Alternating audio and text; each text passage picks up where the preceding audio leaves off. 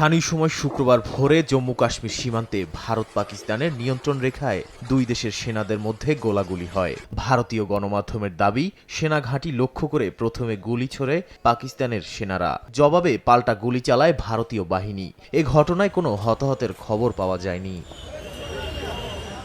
এর আগে উপত্যকাটির বান্দিপোরা জেলায় অস্ত্রধারীদের ধরতে সাঁড়াশি অভিযান চালায় নিরাপত্তা বাহিনীর সদস্যরা। এ সময় তাদের মধ্যেও গুলি বিনিময় হয়। পরবর্তী করণীয় ঠিক করতে বৃহস্পতিবার রাতে সর্বদলীয় বৈঠকে বসে ভারতের রাজনৈতিক দলগুলো।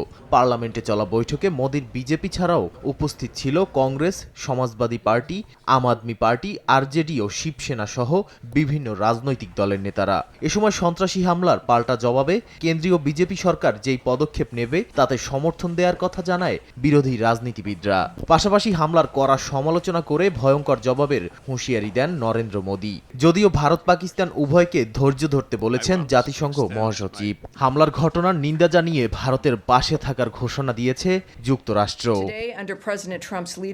পেহেলগামে হামলায় ২৬ জন নিহতের ঘটনায় দুই দেশের সম্পর্ক তলানিতে ঠেকেছে। সীমান্ত বন্ধ, সিন্ধু পানি চুক্তি স্থগিত, কূটনীতিকদের বহিষ্কার সহ বেশ কিছু পদক্ষেপ নেয় মোদি প্রশাসন। নাদিম মারজান, সময় সংবাদ।